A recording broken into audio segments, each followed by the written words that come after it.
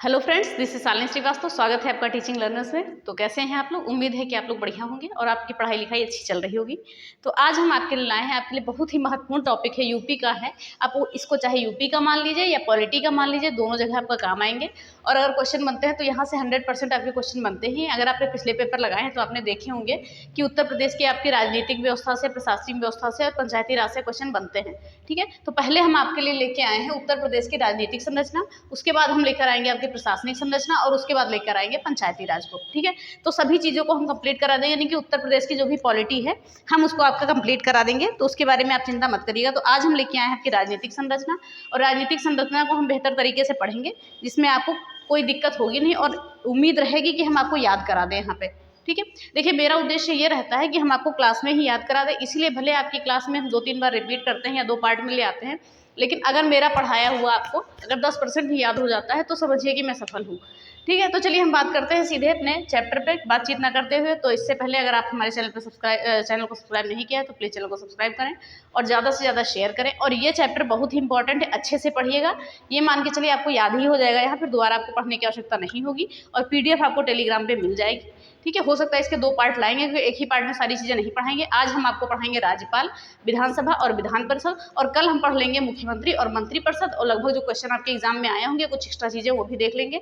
बस 2 वीडियो में आपकी मैक्सिमम आपका 40-50 मिनट में पूरा कंप्लीट हो जाएगा। ठीक है, तो चलिए हम बात करते हैं, क्या बात करते हैं कि उत्तर प्रदेश की राजनीतिक संरचना के बारे में। ठीक है, 1 मिनट। उत्तर प्रदेश की राजनीतिक संरचना के बारे में हम बात करते हैं। तो इसमें क्या पहले हमने क्या लिखा है, विधानमंडल। तो विधानमंडल की बात करते हैं कि गठन की जो व्यवस्था की गई है किस अनुच्छेद में की गई है, तो अनुच्छेद 168 में की गई है। इंपॉर्टेंट बनेगा आपका, क्योंकि ये पूछा जा सकता है एग्जाम में, तो याद रखिएगा। बात करेंगे कि विधानमंडल के गठन की व्यवस्था कहाँ पर किस अनुच्छेद में की गई है, तो अनुच्छेद 168 में विधानमंडल के गठन की व्यवस्था की गई है। फिर बात करें कि विधानमंडल में अंग कौन कौन से होते हैं, इसके अंग कौन कौन से होते हैं, तो इसके अंग होते हैं आपके राज्यपाल, विधानसभा और विधान परिषद। जैसे आप देखते हैं कि संसद के अंग कितने होते हैं कि राष्ट्रपति और लोकसभा, राज्यसभा, वैसे ही देखिए वो केंद्र स्तर पर है और ये राज्य स्तर पर है। तो केंद्र स्तर पर पूछा जाता है कि संसद के अंग कितने होते हैं, तो हम कह देते हैं कि लोकसभा, राज्यसभा और राष्ट्रपति। और फिर यहाँ पे अगर बात की जाती है कि प्रदेश स्तर पर विधानमंडल के सदस्य कितने कौन कौन से अंग होते हैं, तो हम कह देंगे राज्यपाल और विधान परिषद और विधानसभा। ठीक है, और जो रोल वहाँ पर राष्ट्रपति का होता है वही रोल यहाँ पर राज्यपाल का लगभग हो जाता है। ठीक है, प्रदेश में वही रोल राज्यपाल का हो जाता है जो रोल आपका देश में राष्ट्रपति का होता है। ठीक है, तो इन चीज़ों को हम देखेंगे, हम सभी चीज़ों को डिटेल में पढ़ेंगे। विधानसभा भी पढ़ेंगे अच्छे से, विधान परिषद भी पढ़ेंगे और राज्यपाल भी पढ़ेंगे। एक भी क्वेश्चन आपका यहाँ से अगर आता है एग्जाम में तो हम बाहर नहीं जाने देंगे। ठीक है, तो चलिए हमने इतनी बात कर ली कि विधानमंडल के गठन की व्यवस्था अनुच्छेद 168 में की गई है और इसके अंग होते हैं 3, कौन कौन से, विधान परिषद, विधानसभा और राज्यपाल, इतनी चीज़ें होती हैं। अब हम बात करते हैं कि वर्तमान में जो है भारत में विधान परिषद मात्र 6 राज्यों में है। ठीक है, वर्तमान में भारत में मात्र विधान परिषद जो है अभी 6 राज्यों में है।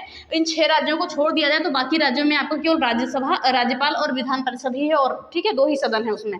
ओके, तो हम बात करते हैं यहाँ पर कि विधान परिषद कितनी है, 6 राज्यों में है। तो वो कौन कौन से राज्य हैं, तो आपने पहले याद किया था यूज आम बिकते हैं, ऐसे कुछ चीज़ें याद की थी। तो आप जम्मू कश्मीर को हटाकर लिख दीजिए यूपी में आम बिकते हैं। ठीक है, कह सकते हैं आप यूपी में आम बिकते हैं। देखिए जैसे कि हम यहाँ पर लिखते हैं, हम कह सकते हैं यूपी में आम बिकते हैं, तो लिख देंगे यूपी में आम बिकते हैं। 6 राज्यों को हम देख लेंगे कौन कौन से राज्य हैं आम बिकते हैं। ठीक है, बिकते हैं, ये कुल मिला के 6 राज्य हैं। तो चलिए देख लेते हैं कौन कौन से हैं। तो हम देख लेते हैं, उत्तर प्रदेश है आपको, यूपी लिख देते हैं यहाँ पे। ठीक है, उत्तर प्रदेश है, यूपी लिख देते हैं। 1 मिनट।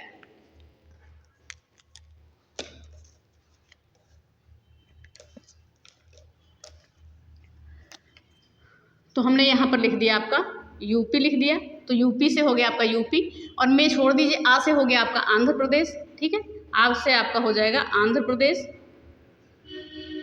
आंध्र प्रदेश हो जाएगा आपका। फिर माँ से आपका हो जाएगा महाराष्ट्र।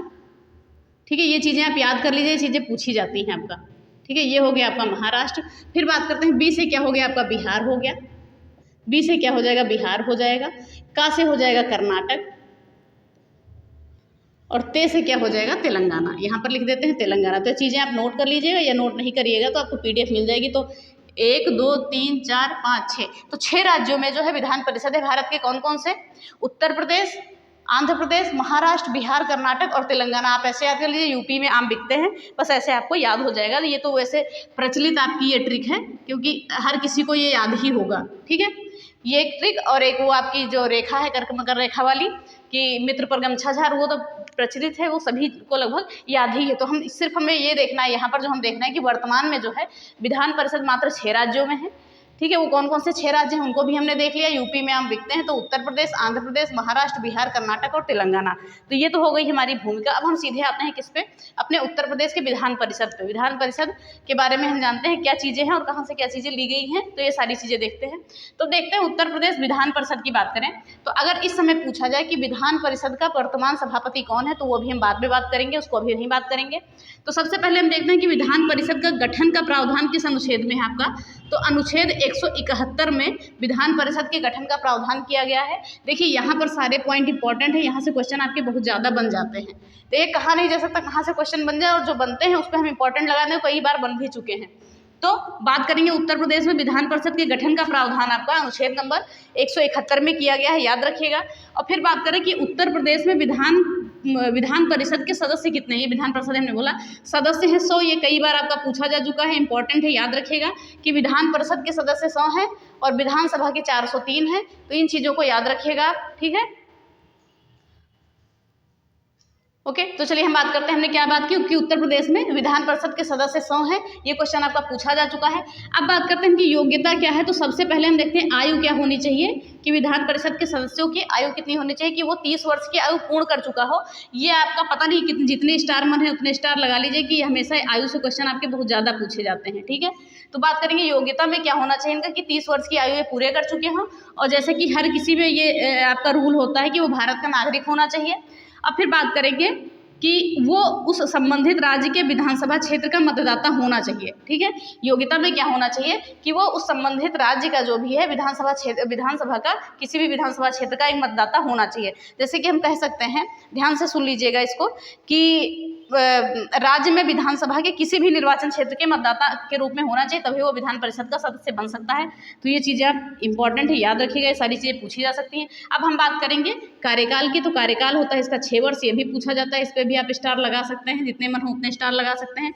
लेकिन होता क्या है कि 1/3 सदस्य को हर 2 साल पे सेवानिवृत्त कर दिया जाता है। तो ये चीज़ें भी याद रखिएगा, ये चीज़ें आपकी चलती रहती हैं, ठीक है। तो इतनी चीज़ें हमने क्या देखी, विधान परिषद के बारे में हमने देखा कि गठन का प्रावधान आपका अनुच्छेद 171 में है, ठीक है। और उत्तर प्रदेश में विधान परिषद के सदस्यों की संख्या कितनी है, 100 है। और बात करेंगे योग्यता कैसी होती है विधान परिषद के सदस्यों की, कि 30 वर्ष की आयु पूरी कर चुके हों, भारत के नागरिक हों और राज्य में किसी भी विधानसभा क्षेत्र में मतदाता होने चाहिए, ठीक है। तो ये चीज़ें हैं। और फिर कार्यकाल की हम बात करें तो कार्यकाल इनका होता है 6 वर्ष, लेकिन क्या होता है कि हर 2 साल पर 1/3 सदस्यों को सेवानिवृत्त किया जाता है। तो ये चीज़ें आप याद रखिएगा, ये आपका यहाँ भी काम करता है और आगे भी काम करेगा, तो आप अभी देखेंगे। फिर बात करेंगे कि ये क्या होता है, आपका जो विधान परिषद है ये अस्थायी सदन है, ठीक है। विधान परिषद क्या है, अस्थायी सदन है। ये क्वेश्चन बनता है आपका कि विधान परिषद अस्थायी सदन है या नहीं है, और इसको भंग किया जा सकता है या नहीं किया जा सकता है। तो इसको कभी भी जो है भंग नहीं किया जा सकता है, ठीक है। जो विधान परिषद है ये आपका इंपॉर्टेंट बनेगा कि विधान परिषद को आपको कभी भी भंग नहीं किया जा सकता। ये प्रावधान किस में लिखा हुआ है, अनुच्छेद 172 में, ठीक है। याद रखिएगा कि विधान परिषद को है कभी भी भंग नहीं किया जा सकता है। ये प्रावधान आपका अनुच्छेद नंबर 172 के पार्ट 2 में है, याद रखिएगा। ये अस्थायी सदन होता है, ठीक है। इतनी चीज़ें आपको समझ में आ गई होंगी। फिर हम बात करेंगे इसकी संरचना क्या होती है। इसकी संरचना क्या होती है कि इसमें कम से कम सदस्य 40 होने चाहिए, ठीक है। कम से कम सदस्यों की संख्या कितनी होनी चाहिए, 40 होनी चाहिए। और अधिकतम जो सदस्य होने चाहिए वो कुल जो सदस्य हैं, जो विधान परिषद के सदस्य हैं जो भी, उनकी संख्या के 1/3 होना चाहिए, इससे ज़्यादा नहीं होना चाहिए, ठीक है। तो हमने क्या देखा कि संरचना में क्या होना चाहिए कि कम से कम सदस्यों की संख्या कितनी होनी चाहिए, 40 होनी चाहिए, ठीक है। विधानसभा के सदस्यों की संख्या कम से कम कितनी होनी चाहिए, 40 होनी चाहिए। और अधिकतम होना चाहिए उस राज्य के जो है उस राज्य की सदस्य संख्या का 1/3 होना चाहिए, इससे ज़्यादा नहीं होना चाहिए। तो ये चीज़ें आपकी हो गई। एक बार और सुन लीजिए कि विधान परिषद के सदस्यों की संख्या कम से कम होनी चाहिए 40, ठीक है। और अधिकतम क्या होनी चाहिए, उस राज्य के विधानसभा के कुल सदस्यों की संख्या का 1/3 होना चाहिए। तो ये चीज़ें भी आप याद रखेंगे। फिर आप देख रहे होंगे यहाँ पर ये 4 नाम लिखे हुए हैं। कौन से नाम है? दरबारी लाल शर्मा, वीरेंद्र कुमार सिंह चंदेल और शिव प्रसाद गुप्ता और नित्यानंद स्वामी। तो ये जो 4 राजनीतिज्ञ हैं, ठीक है, ये क्या है? 4 राजनीतिज्ञ हैं। ये 3 बार उत्तर प्रदेश के विधान परिषद के सभापति रह चुके हैं। तो ये 3 बार जो है विधान परिषद के सभापति रह चुके हैं, ठीक है, 3 बार, ठीक है। ये तीनों लोग 3 बार रह चुके हैं। तो ये नाम आप याद रखिएगा। ये नाम बहुत बार पूछा जा चुका है, क्योंकि ऐसे क्वेश्चन आपके पूछे गए हैं पिछले एग्जाम में, आप देख लेंगे। ये चारों नाम याद रखिए कि वो कौन से राजनीतिज्ञ हैं, पूछा जा सकता है, जो लगभग 3 बार जो है विधान परिषद के सभापति रह चुके हैं। 2 कौन से हैं? दरबारी लाल शर्मा, वीरेंद्र कुमार सिंह चंदेल और शिव प्रसाद गुप्ता और नित्यानंद स्वामी। तो ये 4 राजनीतिज्ञ ऐसे थे जो विधान परिषद के सभापति 3 बार रह चुके हैं। तो याद रखिएगा, इनके भी नाम आप याद रख लेंगे, ठीक है। और हम बात करें कि अगर पूछा जाए कि पहले, यहाँ पे हम लिख देते हैं कि पहले विधान परिषद के पहले सभापति कौन थे, ठीक है, विधानसभा के पहले सभापति कौन थे पूछा जाए तो ये थे चंद्रभान थे। नाम याद रखिएगा, चंद्रभान थे पहले सभापति, ठीक है। इन्वर्टेड कामा में कर देते हैं कि पूछा जाए कि विधान परिषद के जो है पहले सभापति कौन थे, तो पहले सभापति थे आपके श्री चंद्रभान लिख दीजिए, या चंद्रभान हमने लिख दिया है। अगर वर्तमान में पूछा जाए तो वर्तमान में हम कह सकते हैं कि कुंवर मानवेंद्र सिंह है, ठीक है। और वर्तमान में पूछा जाए तो कुंवर मानवेंद्र सिंह है, वर्तमान में जो है कुंवर मानवेंद्र सिंह। तो इतनी ये हो गया आपका विधान परिषद खत्म, ठीक है। अब इससे बाहर आपके क्वेश्चन नहीं जाएंगे, याद रखिएगा, कुंवर मानवेंद्र सिंह, ठीक है। ये प्रोटेम स्पीकर भी चलिए बोल देते हैं, कोई बात नहीं। तो चलिए हम बात करते हैं। तो ये सारी चीज़ें हमारी हो गई। तो विधान परिषद हमारा क्या होता है? खत्म होता है। जो मुख्य चीज़ें हैं वो भी हमने बता दी हैं। देखिए, सबसे मुख्य आपकी आयु है, यहाँ से आयु पूछी जाती है, तो इन चीज़ों को हमने बता दिया है। तो एक बार और देख लीजिए कि विधान परिषद के पहले सभापति कौन थे? श्री चंद्रभान थे। और वर्तमान कौन है? कुंवर मानवेंद्र सिंह है। ये चीज़ें नोट करिएगा, क्वेश्चन बन सकते हैं। और 3 बार रहने वाले विधान परिषद के सभापति कौन कौन थे? दरबारी लाल शर्मा, शिव प्रसाद गुप्ता और वीरेंद्र कुमार सिंह चंदेल, नित्यानंद स्वामी, ये थे। और बात करते हैं कि इनकी अधिकतम आयु कितनी होनी चाहिए, तो ये 30 वर्ष की आयु पूरे हो जानी चाहिए इनकी, और उस विधानसभा क्षेत्र से किसी भी संबंधित होने चाहिए, उसी राज्य से, तभी ये विधान परिषद के जो है सदस्य बन सकते हैं। और इनका कार्यकाल 6 वर्ष होता है। ये अस्थायी सदन होता है, कभी भी भंग नहीं किया जा सकता है। सदस्यों की संख्या कम से कम 40 और अधिकतम कुल सदस्यों का 1/3 होता है। तो ये हो गया आपका विधान परिषद कंप्लीट। अब विधान परिषद में आपको कुछ भी नहीं देखना, अब क्वेश्चन आपके सब यहीं से बन जाएंगे। अब हम आते हैं विधानसभा। हाँ, एक चीज़ और देखिए, यहाँ पे हमने नहीं बताया कि जो विधान परिषद होता है ये विधान परिषद आपका उच्च सदन होता है। यहाँ पर लिख लीजिएगा, विधान परिषद आपका होता है उच्च सदन। जैसे आप लोकसभा राज्यसभा में उच्च सदन और निम्न सदन देखते हैं, वैसे ही यहाँ पर विधान परिषद और विधानसभा में उच्च सदन और निम्न सदन होता है। तो हम देखेंगे कि ये क्या होता है, उच्च सदन होता है आपका विधान परिषद। याद रखिएगा, यहाँ पे एरो लगा लेते हैं कि विधान परिषद जो है उच्च सदन होता है। तो ये मत भूलिएगा, ये चीज़ें आपकी छूट गई थी, ठीक है। फिर अब हम आते हैं आपका विधानसभा पे। तो विधानसभा पे सबसे पहले जो मेरा छूटा था हम वही करते हैं। विधान परिषद को हम क्या बोलते हैं? विधानसभा क्या होता है हमारा? निम्न सदन होता है, ठीक है, निम्न सदन होता है। और इसको हम सामान्य सदन भी बोल सकते हैं, ठीक है। निम्न सदन होता है और इसको हम सामान्य सदन भी बोल सकते हैं, सामान्य सदन, ठीक है। तो ये चीज़ें तो आप याद ही रखेंगे, इसमें कोई दो राय नहीं है। उच्च सदन आपका विधान परिषद होता है और विधानसभा आपका निम्न सदन होता है, याद रखिएगा। फिर अब हम बात करते हैं कि दूसरे आगे देखिए, आगे लिखा है कि राज्य विधानमंडल का सबसे लोकप्रिय सदन होता है। क्योंकि यहाँ पर क्या होता है कि जनता के द्वारा प्रत्यक्ष निर्वाचन होता है और जनता ही अपने पसंद के सदस्यों को चुनती है। इसीलिए हम कह सकते हैं कि राज्य विधानमंडल का सबसे लोकप्रिय सदन होता है। क्योंकि यहाँ पर क्या होता है, किस लिए कह सकते हैं लोकप्रिय सदन? क्योंकि यहाँ पर प्रत्यक्ष निर्वाचन होता है, यानी कि जनता चुनती है। ये याद रखिएगा, प्रत्यक्ष निर्वाचन होता है, इसीलिए कहा जाता है कि ये क्या है, ये आपका सबसे लोकप्रिय सदन होता है। तो याद रखिएगा, विधानसभा जो है आपका निम्न सदन है, इसको सामान्य सदन भी बोलते हैं। और ये सबसे लोकप्रिय सदन आपका माना जाता है, क्योंकि यहाँ पर जो है सीधे जनता द्वारा चुनाव प्रत्यक्ष रूप से होता है और जनता ही यहाँ के सदस्यों को चुनती है, ठीक है। फिर अब बात करते हैं यहाँ पर इसकी संरचना की। तो संरचना की बात करें कि विधानसभा के सदस्यों की जो कम से कम सदस्य कितने होने चाहिए? 60 होने चाहिए और अधिकतम 500 होने चाहिए, ठीक है। कम से कम सदस्य होने चाहिए 60 और अधिकतम कितने होने चाहिए? 500 होने चाहिए। तो ये संख्या याद रखिएगा, संख्या पूछी जाती है। अगर पूछा जाए कि वर्तमान में उत्तर प्रदेश में कितने विधानसभा सदस्य हैं, विधानसभा सदस्यों की संख्या तो 403 है, मोस्ट इंपॉर्टेंट, ठीक है। और विधान परिषद की कितनी है? 100।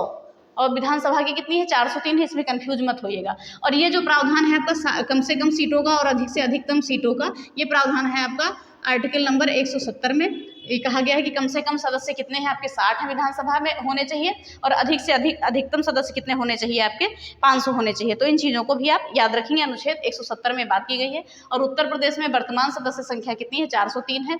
सारी चीज़ें इंपॉर्टेंट है, यहीं से आपके क्वेश्चन बनते हैं। कार्यकाल की बात करें तो कार्यकाल तो होता है इनका 5 वर्ष, लेकिन ठीक है, लेकिन क्या होता है, किसी विशेष परिस्थिति में राज्यपाल जो है विधान सभा को विघटित कर सकता है। ठीक है, क्या कहा गया है कि कार्यकाल तो 5 वर्ष का होता है, लेकिन अगर कोई विशेष परिस्थिति आ जाती है तो उस परिस्थिति में राज्यपाल को अधिकार है कि वो विधानसभा को विघटित कर सकता है। तो देखिए, हमने यहाँ पर विधान परिषद में पढ़ा था कि इसे भंग नहीं किया जा सकता, लेकिन इसे विघटित किया जा सकता है, याद रखिएगा। और ये किस अनुच्छेद में लिखा है? अनुच्छेद 172 का ए। ठीक है, तो ये अनुच्छेद भी याद रखिएगा। तो बस ये चीज़ें आपके लिए इंपॉर्टेंट थी कि इसका विघटन हो सकता है, तो हाँ हो सकता है, ऐसे क्वेश्चन भी बनते हैं आपके।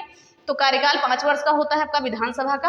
और बात करेंगे विशेष परिस्थिति में, अगर राज्यपाल किसी विशेष परिस्थिति में विधानसभा का विघटन कर सकता है, तो याद रखिएगा। तो एक बार और सुन लीजिए, विशेष परिस्थिति में राज्यपाल को यह अधिकार है कि वह इससे पूर्व भी इसको, यानी कि अपना कार्यकाल पूरा होने से पूर्व भी इसको विघटित कर सकता है। कोई जरूरी नहीं कि 5 वर्ष पूरा हो जाए तभी, समय से पहले भी जो है विघटित कर सकता है। तो इन चीज़ों को आप याद रखेंगे। ठीक है, तो ये चीज़ें आपको समझ में आ गई। फिर बात करेंगे योग्यता की। तो जाहिर सी बात है, योग्यता सबकी एक जैसे, बस आयु आपको याद रखना है कि भारत का नागरिक होना चाहिए, लेकिन आयु कितनी पूरी कर चुका हो? 25 वर्ष की आयु पूरी कर चुका हो। मोस्ट इंपॉर्टेंट लाइन है आपकी कि योग्यता में सबसे ज़्यादा लाइन आपकी इंपॉर्टेंट यही है। तो यहाँ पर हमने देखा कि विधानसभा के सदस्य कितनी आयु पूरी कर चुके हो? 25 वर्ष की।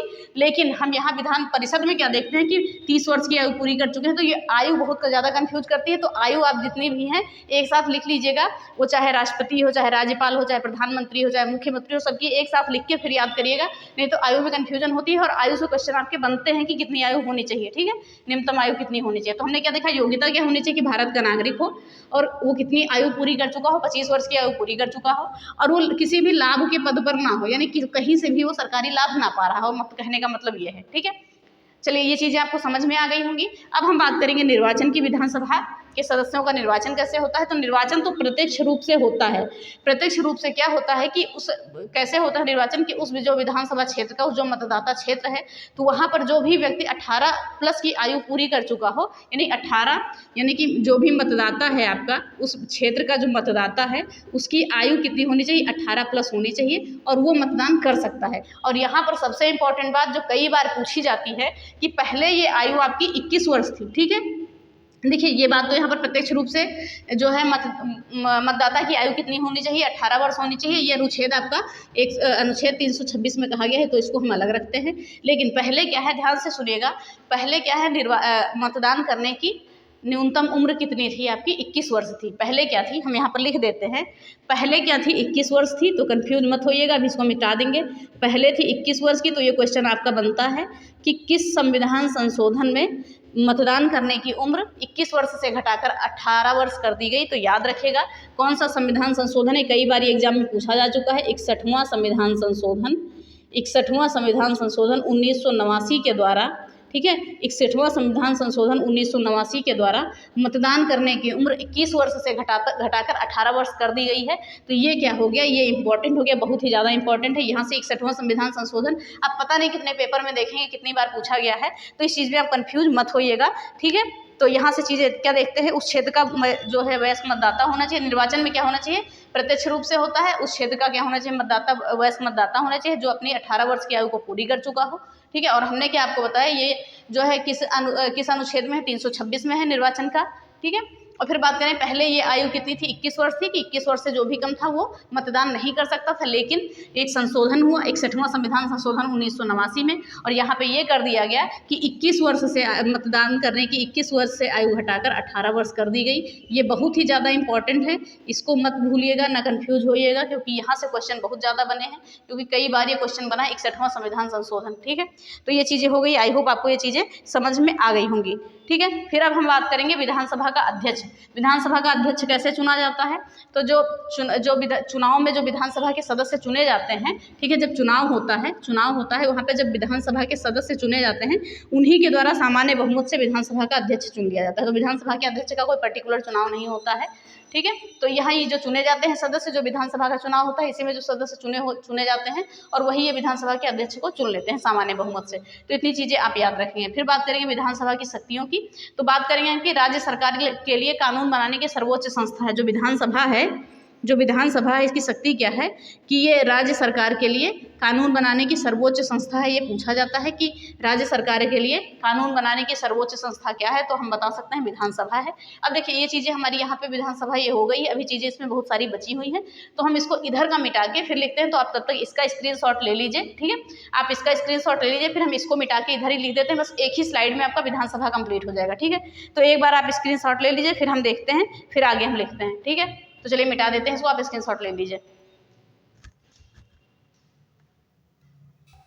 चलिए अब हम देखते हैं आगे कि विधानसभा की शक्तियां देख रहे हैं। देखिए इससे पहले हमारी एक लाइन छूट गई कि विधानसभा में जो है, विधानसभा में एक अध्यक्ष और एक उपाध्यक्ष रहता है, ठीक है। एक अध्यक्ष और एक उपाध्यक्ष का होना जरूरी होता है। ये कितना, ये अनुच्छेद नंबर 178 में है। क्या है कि विधानसभा में एक अध्यक्ष और एक उपाध्यक्ष रखने का प्रावधान किया गया है। तो याद रखिएगा ये प्रावधान किसमें किया गया, अनुच्छेद 178 में किया गया है। ये चीज़ें छूट गई थी, याद रखिएगा, ठीक है। तो ये चीज़ें हम क्या पढ़ रहे थे, विधानसभा की शक्तियाँ। तो हमने क्या देखा कि राज्य सरकार के लिए कानून बनाने की सर्वोच्च संस्था कौन सी है, विधानसभा, ठीक है। राज्य सरकार के लिए कानून बनाने की सर्वोच्च संस्था है ये। फिर उसके बाद हम बात करते हैं कि धन विधेयक के मामले में, ये पूछा जाता है क्वेश्चन कि धन विधेयक के मामले में विधानसभा को जो है सर्वोच्च शक्ति प्रदान है। ये पूछा जाता है कि धन विधेयक के मामले में किसे सर्वोच्च शक्ति प्रदान है, तो ये विधानसभा को प्रदान है। यह अनुच्छेद नंबर 198 में कहा गया है, तो याद रखेगा। तो शक्तियों के बारे में हमने क्या देखा कि विधानसभा जो राज्य सरकार की है, राज्य सरकार के लिए कानून बनाने की सर्वोच्च संस्था है ये। और क्या है ये कि धन विधेयक के मामले में विधानसभा को सर्वोच्च शक्ति प्राप्त है। अनुच्छेद नंबर 198 में चीज़ें कही गई हैं। तो आई होप आपको चीज़ें समझ में आ गई होंगी, ठीक है। फिर आगे हम बात करते हैं कि कुल आरक्षित विधानसभा सीटें कितनी हैं उत्तर प्रदेश में, 25 है, 85 हैं, जिसमें 85 नहीं 89 हैं, ठीक है, 89 हैं। कुल सीटें कितनी हैं, 89 हैं, जिसमें जो है आपका जो आरक्षित है, जो अनुसूचित जाति और अनुसूचित जनजातियों को दिया जाता है। तो जिसमें से अनुसूचित जाति को दी गई है 85 सीटें हैं और अनुसूचित जनजाति को दी गई है 4 सीटें, यानी कि अनुसूचित जनजाति यानी कि ST और अनुसूचित जाति यानी कि SC, ठीक है। तो ये चीज़ें भी आप ध्यान में रखिएगा। तो ऐसे विभाजित की गई हैं सीटें कि जो उत्तर प्रदेश में आपको कुल आरक्षित विधानसभा की सीटें हैं वो कितनी है, 403 में से 89 हैं, और 89 में से 85 सीटें SC को दी गई हैं और 4 सीटें ST को दी गई हैं। तो ये चीज़ें याद रखिएगा, ये नहीं भूलिएगा आप, ठीक है।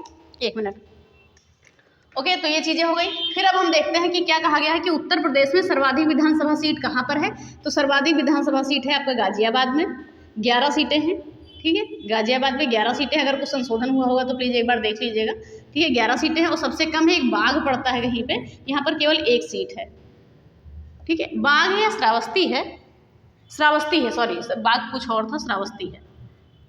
श्रावस्ती में केवल 1 सीट है, ठीक है। तो ये चीज़ आप देख लीजिएगा, एक बार अपडेट कर लीजिएगा। वैसे सही है, सॉरी गाजियाबाद में लिख दिया, प्रयागराज होगा, प्रयागराज, ये कुछ और मेरे ध्यान में था, प्रयागराज, ठीक है।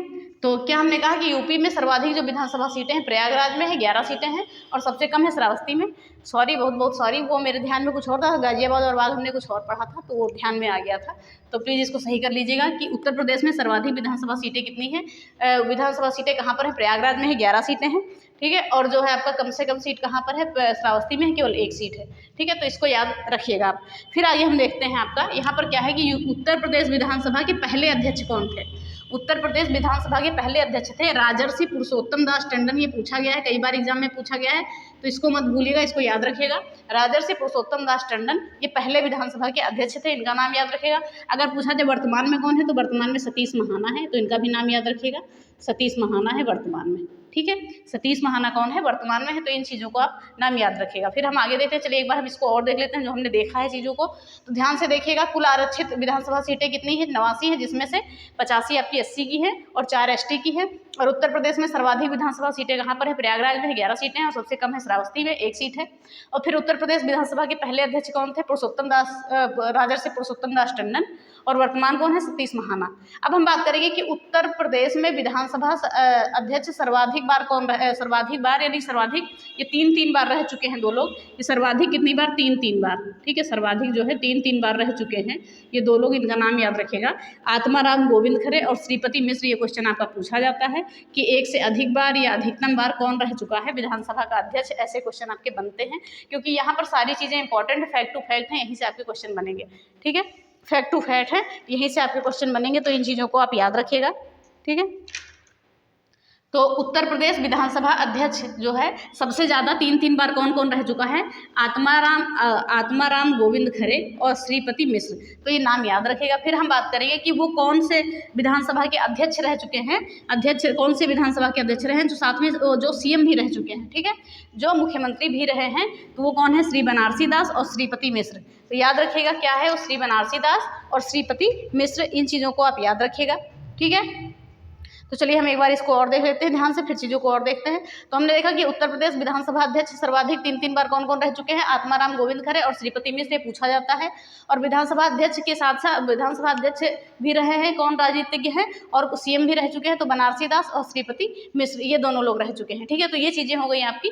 विधानसभा खत्म हो गया। और विधानसभा में देखिए एक संशोधन किया गया है।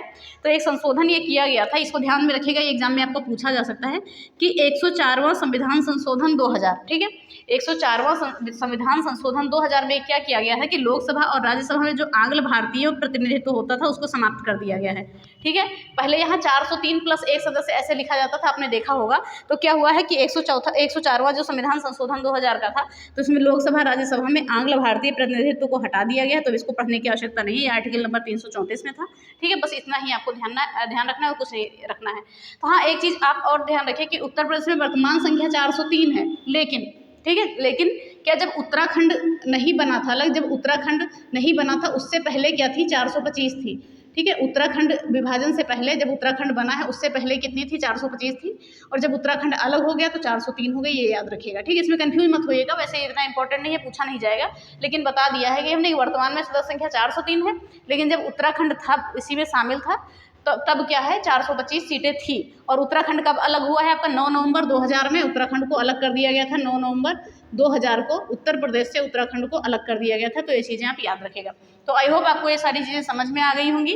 तो आपका क्या हो गया? विधान परिषद और विधानसभा खत्म। अब हम इसको राज्यपाल को जल्दी से पढ़ के क्लास को खत्म करते हैं। कल हम पढ़ेंगे मुख्यमंत्री, वित्त मंत्री परिषद, ये सारी चीज़ें पढ़ेंगे। तो आई होप आप सारी चीज़ें आपको समझ में आ गई होंगी। अब आप इसका स्क्रीनशॉट ले लीजिए, फिर हम आते हैं राज्यपाल पे।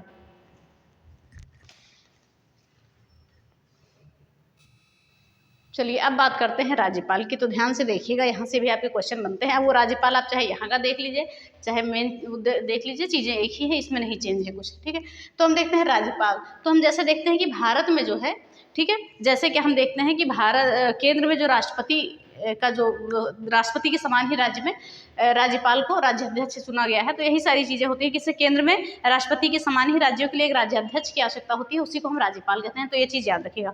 तो बात करते हैं कि राज्यपाल जो है राज्य का प्रथम नागरिक होता है, ठीक है। राज्यपाल जो है राज्य का प्रथम नागरिक होता है। राष्ट्रपति क्या होता है? देश का प्रथम नागरिक होता है। तो ये चीज़ें याद रखिएगा, ठीक है। तो लगभग उसी के समान जो है, जैसे कि केंद्र में राष्ट्रपति की आवश्यकता होती है, उसी लिए राज्य में जो एक राज्याध्यक्ष को नियुक्त किया जाता है राज्य के लिए, उसे क्या कहते हैं? राज्यपाल कहते हैं। तो हमने क्या देखा कि राज्यपाल जो है राज्य का प्रथम नागरिक होता है, और ये क्या है? संवैधानिक प्रमुख भी होता है। तो इसको याद रखिएगा कि राज्यपाल जो है राज्य का प्रथम नागरिक और राज्य का संवैधानिक प्रमुख भी होता है। तो याद रखिएगा। और प्रत्येक राज्य के लिए एक राज्यपाल होता है। तो ये आप देखे होंगे कि अनुच्छेद पूछा जाता है आपका, अनुच्छेद 153 में क्या कहा गया है कि हर राज्य के लिए, प्रत्येक राज्य के लिए एक राज्यपाल होता है। लेकिन एक चीज़ और भी है कि एक राज्यपाल जो है एक से अधिक राज्यों का भी राज्यपाल रह सकता है। तो ये चीज़ें याद रखिएगा। ये आपका अगर स्टेटमेंट में कभी कोई क्वेश्चन आता है तो वहाँ पर ये चीज़ें आपकी पूछ ली जाती हैं। तो इस चीज़ में आप कंफ्यूज मत होइएगा, ठीक है, कि एक से अधिक राज्यों का भी राज्यपाल हो सकता है, एक राज्यपाल, ठीक है। तो चलिए हमने क्या देखा कि राज्यपाल जो है प्रथम नागरिक होता है राज्य का, और संवैधानिक प्रमुख होता है, और हर राज्य के लिए एक राज्यपाल होगा। किस अनुच्छेद में लिखा है? अनुच्छेद 153 में लिखा है। अब बात करें इनकी नियुक्ति के बारे में। तो नियुक्ति इनकी होती है राष्ट्रपति के द्वारा। ये बहुत ज़्यादा इंपॉर्टेंट है, ये कई बार पूछा गया है वो क्वेश्चन, तो हमेशा पूछा ही जाता है। ये अनुच्छेद 155 में बात की गई है कि राष्ट्रपति की नियुक्ति कौन, राज्यपाल की नियुक्ति कौन करता है। ये एक नहीं, पता नहीं कितनी बार ये क्वेश्चन पूछा गया है कि राज्यपाल की नियुक्ति कौन करता है? तो राष्ट्रपति करता है, याद रखिएगा। अब बात करें शपथ की, तो शपथ इसे कौन दिलाता है? कि हाईकोर्ट का मुख्य न्यायाधीश दिलाता है। लेकिन अगर हाईकोर्ट का मुख्य न्यायाधीश नहीं उपस्थित है, उस समय नहीं है, तो कोई ज्येष्ठतम जो भी न्यायाधीश होगा वो दिला सकता है शपथ, ठीक है। ज्येष्ठतम जो भी होगा वो दिला सकता है शपथ। तो इस चीज़ों को आप याद रखेंगे, ठीक है। क्या है कि इन चीज़ों को आप याद रखेंगे। तो हम बात करते हैं नियुक्ति राष्ट्रपति के द्वारा, अनुच्छेद 155 में बात की गई है। शपथ जो है हाईकोर्ट का मुख्य न्यायाधीश दिलाता है राज्यपाल को, अगर वो अनुपस्थित है तो उस समय कोई भी ज्येष्ठतम जो भी है न्यायाधीश वो दिला सकता है। तो ये चीज़ें हो गई आपकी। अब बात करते हैं पदावधि। पदावधि इसकी 5 साल की होती है राज्यपाल की, लेकिन ये राष्ट्रपति के प्रसाद पर्यंत होता है, ठीक है। लेकिन क्या होता है कि राष्ट्रपति के प्रसाद पर्यंत होता है, ये आर्टिकल नंबर 156 में कहा गया है, ठीक है। पूछा जाता है कि जो राज्यपाल है इसका कार्यकाल कितना होता है, तो वैसे तो 5 वर्ष लिखा होता है, लेकिन ये राष्ट्रपति के प्रसाद पर्यंत होता है, तो कभी भी इसे उस पद से हटाया जा सकता है। तो ये सारी चीज़ें हैं। फिर बात करेंगे योग्यताएं। तो योग्यताओं की बात की गई है अनुच्छेद नंबर 157 में। तो सबकी एक ही बात है कि भारत का नागरिक हो, किसी भी लाभ के पद पर ना हो, ठीक है। और सबसे जरूरी कि इनकी आयु पूछी जाती है, तो आयु 35 वर्ष। आयु के बारे में हमने कहा है कि जितना भी आप पढ़ेंगे, राष्ट्रपति पढ़ेंगे, प्रधानमंत्री पढ़ेंगे, मुख्यमंत्री पढ़ेंगे, विधान परिषद सदस्य, विधानसभा सदस्य, सबकी आयु एक जगह लिख लीजिएगा।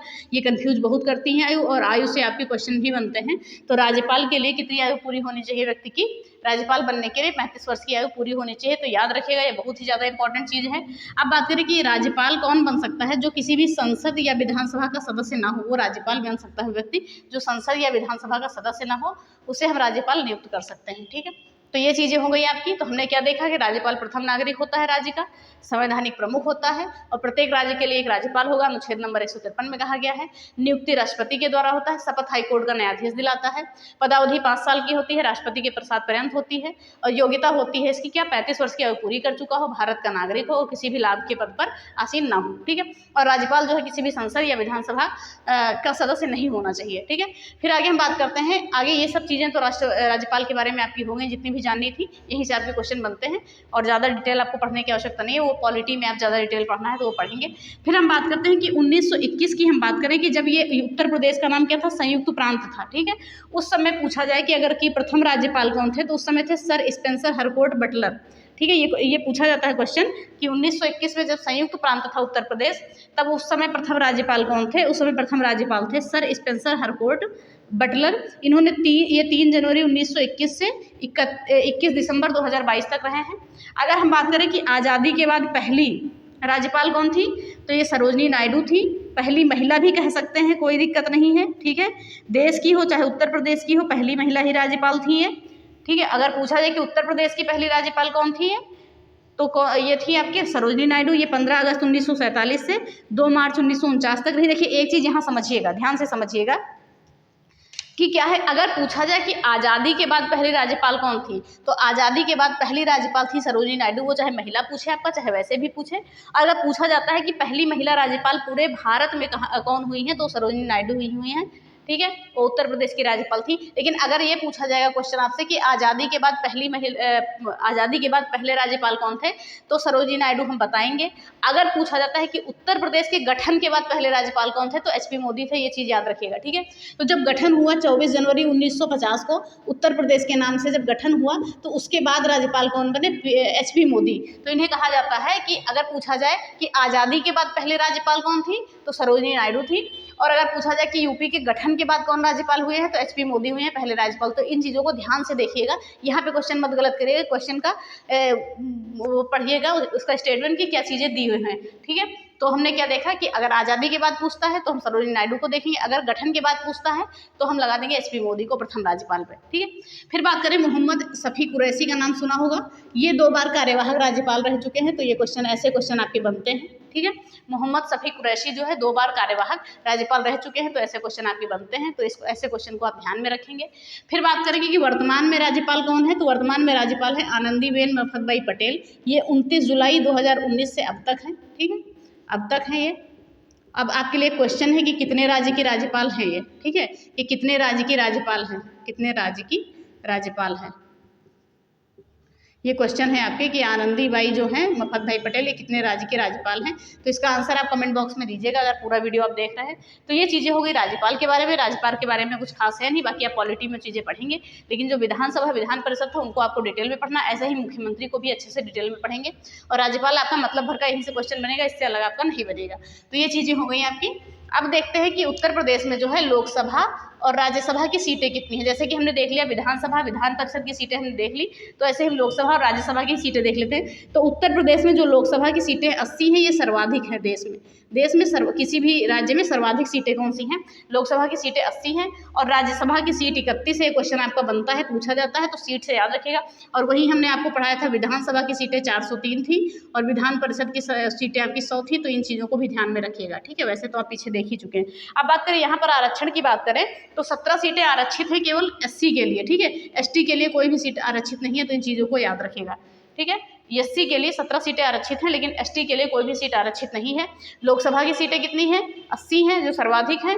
और राज्यसभा में कितनी सीटें हैं? 31 हैं। विधानसभा में कितनी सीटें हैं? 403 हैं। विधान परिषद में 100 हैं। तो ये सीटों से आपके क्वेश्चन पूछे जाते हैं। अब हम बात करेंगे कि इस उत्तर प्रदेश में सबसे ज़्यादा मतदाता कहाँ है, यानी कि सबसे ज़्यादा मतदाता वाला क्षेत्र कौन सा है। तो आपका ये गाजियाबाद है, कन्फ्यूजन में हमने वहाँ लिख दिया था, ठीक है। ये गाजियाबाद है, यहाँ पर सबसे ज़्यादा आपके मतदाता हैं गाजियाबाद में, और सबसे कम है बाग में, ठीक है। कोई बाग स्थान पड़ता है वहाँ पे है सबसे कम मतदाता।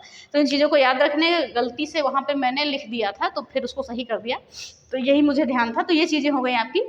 तो आज का आपका एक पार्ट हो गया। कल हम पढ़ेंगे मुख्यमंत्री, मंत्री परिषद, सारी चीज़ें। कल की ज़्यादा लंबी क्लास नहीं होगी, तो आज इतनी चीज़ें आप समझ गए होंगे।